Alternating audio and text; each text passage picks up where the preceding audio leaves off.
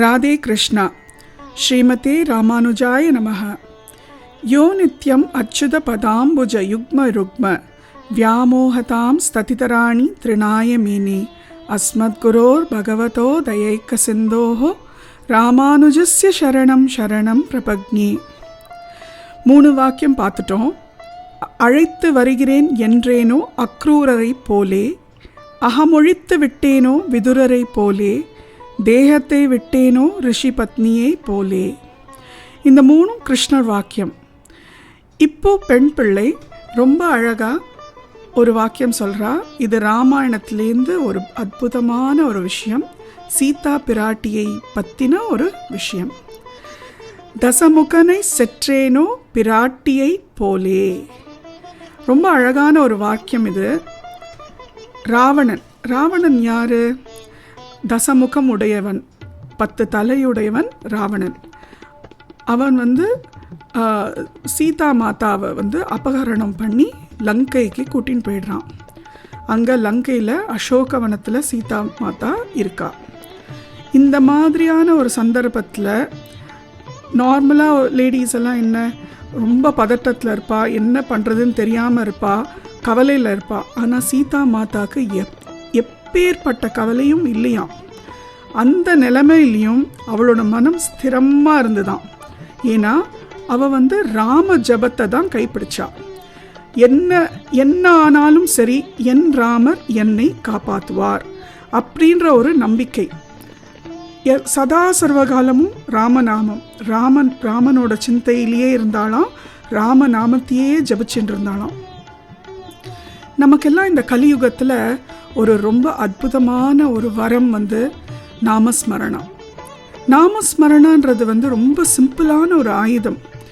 அதுக்கு அந்த காலத்துலலாம் ரிஷிகள்லாம் ஹிமாலயா அந்த மாதிரி ஒரு கஷ்டமான ஒரு மலை பிரதேசம், அந்த மாதிரி ஒரு கஷ்டமான ஒரு என்வாயன்மெண்ட்டில் இருக்கிற ஒரு இடத்துக்கு போய் கடூர தபஸெல்லாம் பண்ணுவாள் கடவுளை அனுபவிக்கிறதுக்கு.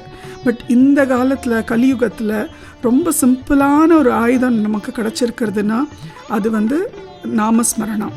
நாமஸ்மரணன்றது ரொம்பவே ஈஸியான ஒரு விஷயம். எப்போ வேணாலும் பண்ணலாம்.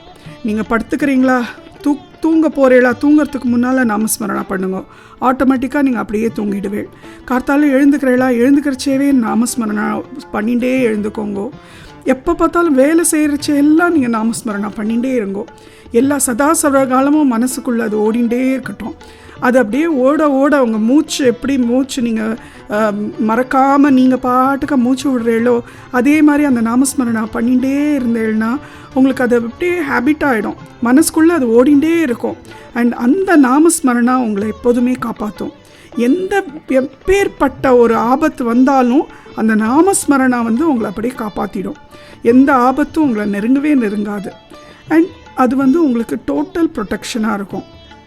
ஸோ அந்த மாதிரி சீதா மாதா எப்போதுமே ராமநாமத்திலேயே ராமநாமத்தை ஜபிச்சுண்டு ராமநாமத்திலேயே ஐக்கியமாக இருந்தாலாம். ராவணன் தினமும் வருவாராம். வந்தால் சீதா மாதா கண்டுக்கவே மாட்டாளாம். ஒரு புல்லை அப்படி கிள்ளி முன்னால் அப்படி போட்டு அப்படி உட்காந்துட்டுருப்பாளாம். அந்த புல்லு தான் அவளுக்கு ஆயுதம். அந்த மாதிரி போட்டுட்டு உட்காந்துட்டுருப்பாளாம். அவள் பாட்டுக்கு ராமநாமத்தை ஜபிச்சுட்டு இருப்பாளாம்.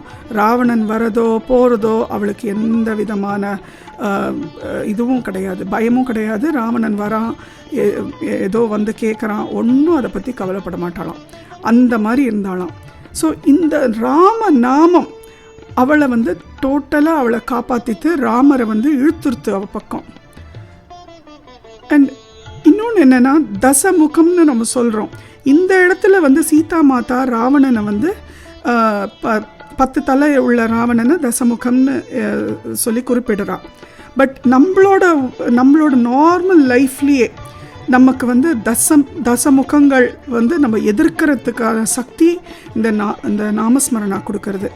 நம்ம இதில் என்ன தசமுகம் அப்படின்னு பார்த்தோன்னா, இந்த கர்மேந்திரியர்கள், ஞானேந்திரியர்கள். ஸோ கர்மேந்திரியாஸ் அண்ட் ஞானேந்திரியாஸ், இந்த இந்திரியர்களை நம்ம வெல்லணும். ஸோ அதுதான் நம்ம வாழ்க்கையில் உள்ள தசமுகம். இதை எப்படி நம்ம வெல்ல முடியும்? கர்மேந்திரியாஸ், 5 கர்மேந்திரியா இருக்குது, 5 ஞானேந்திரியா இருக்குது. கர்மேந்திரியாஸ் are those which helps us in doing work. கர்மம் பண்ணுறது, கைகள், கால்கள், கண்கள், அதெல்லாம் கர்மேந்திரியாஸ். அது ஞானேந்திரியாஸ் are the sense organs. So மூச்சு விடுறோம், that is smell, eyes, vision, hearing, இதெல்லாம் ஞானேந்திரியாஸ். ஸோ இதை நம்மளால் எப்படி வெல்ல முடியறது? நல்லதையே பேசணும், நல்ல இடத்துக்கே போகணும், நல்ல காரியங்கள் கை செய்யணும், அந்த மாதிரியான நல்ல விஷயங்களை செய்யறதுக்கு, நல்லதை தான் நம்ம பார்க்கணும். அந்த மாதிரி நல்ல விஷயங்களை நம்ம செய்யறதுக்கான இது எப்படி நமக்கு வருது, அனுபவங்கள் எப்படி நமக்கு கிடைக்கிறது, அதை எப்படி நம்ம வெல்லறது, நம்ம இந்த மாதிரி நல்ல விஷயத்தில் தான் வழி நடத்தணும் நம்மளை அப்படின்றதுக்கு நாமஸ்மரணா ஒரு பாதையாக இருக்குது. ஸோ இந்த நாமஸ்மரணாவை நம்ம வாழ்க்கையில் நம்ம எப்போதுமே சொல்லிகிட்டு இருக்கலாம். இதுக்கெல்லாம் நீங்கள் குளிச்சுட்டு தான் செய்யணும், குளிச்சுட்டு தான் நாமஸ்மரணா சொல்லணும், இந்த மாதிரி இந்த இடத்துல தான் உட்காந்துன்னு சொல்லணும், இப்படி தான் பண்ணணும் அப்படின்லாம் விதிமுறைகளே கிடையாது. எப்போ வேணாலும் உங்களுக்கு மனசில் தோன்ற போதெல்லாம் நீங்கள் பகவானை கூப்பிடுங்க, உங்களுக்கு இஷ்ட தெய்வத்தை கூப்பிடுங்க. ராமா, கிருஷ்ணா, பரமாத்மா, வாசுதேவா, சாய்ராமா, பாபா, யாரை வேணாலும் கூப்பிடலாம். நீங்கள் உங்கள் இஷ்ட தெய்வத்தை நீங்கள் கூப்பிடலாம். ஆனால் நீங்கள் கூப்பிட்டுட்டே இருங்கோ, மனசுக்குள்ளே கூப்பிட்டுட்டே இருங்கோ. உங்களுக்கு நிச்சயம் அந்த உள்ளுக்குள்ளேருந்து அந்த பகவான் உங்களுக்கு துணையாக இருப்பார், உங்களை ப்ரொடெக்ட் பண்ணுவார். ஸோ சீதா மாதான்னு எடுத்துட்டோன்னா சீதைக்கே தனி பவர்ஸ் உண்டு. அவள் பூமியிலேருந்து வந்தவ, யோனியிலேருந்து வந்தவ இல்லை. she came out of earth, mother earth. So அந்த மாதிரி வந்த சீதா மாதாக்கு நிறைய பவர்ஸ் இருந்தது. ஏற்கனவே அவளுக்கே இருந்த பவர்ஸ் இருந்தது. அவளே ராவணனை ஜெயிச்சுட்டு போயிடலாம் அங்கே ராமர் கிட்ட. பட் ஆனால் அவளோட பவர்ஸை அவள் யூஸ் பண்ணலை. அவளுக்கு ராமர், அதனால் ராமரோட நினப்பில் இருந்துட்டு ராமரை ஜபிச்சுண்டு ராமர் என்னை கைவிட மாட்டார், ராமர் என்னை காப்பாற்றுவார்ன்ற எண்ணத்தில் இருந்து அவள் ஜெயிச்சுட்டு ராமர் கண்டிப்பாக வருவார்ன்ற அந்த எண்ணத்தோடு இருந்ததுனால ராமரும் வந்தார். அந்த பவர் இழுத்துது ராமரை. ராமர் வந்தார், சீத்தையை காப்பாற்றினார், கூட்டின்னு போயிட்டார். ஸோ இந்த ஒரு விஷயத்தை தான் பெண் பிள்ளை ரொம்ப அழகாக சொல்கிறா, தசமுகனை செற்றேனோ பிராட்டியை போலே அப்படின்னு. ஸோ இப்போ பெண் பிள்ளை கேட்குறா ராமானுஜரிடம், நான் அந்த மாதிரியான நாமஸ்மரணையோ இல்லை அந்த மாதிரி ஏதாவது பண்ணி நான் இந்த ஊரில் இருந்துட்டு என்னோடய வாழ்க்கையை நான் ஜெயிக்கிறேன் அப்படின்னு நான் ஏதாவது சொன்னேனா? அந்த மாதிரி இல்லையே. அடியாள் முசல் புழுக்க சுவாமி, வரப்பில் கடந்தா என்ன, வயலில் கடந்தா என்ன, என்னால் எந்த பிரயோஜனம் இல்லை சுவாமி, அதனால தான் நான் இந்த ஊரை விட்டே போகிறேன் அப்படின்னு சொல்கிறாளாம். அதுக்கு ராமானுஜருக்கு அந்த சீதா பிராட்டியோட பேசினது, அசோகவனம் போயிட்டு ராவணன்கிட்டேருந்து திரும்பி வந்தது, ராமர் மீட்டு சீதா மாதாவை கூட்டின்னு அதுக்கப்புறம் லக்ஷ்மணனாக இருந்த ராமானுஜர், இப்போ இருக்கிற ராமானுஜர் லக்ஷ்மணனாக இருந்தபோது சீதா மாதாட்ட பேசினது, ஆதங்கமாக சீதா மாதாட்ட கேள்வியெல்லாம் கேட்டது, அதெல்லாம் அவருக்கு கண் முன்னால் நிற்கிறதாம். இதெல்லாம் அப்படியே அவருக்கு பச்சை பச்சேர்னு கண் முன்னால் நிற்கிறதாம்.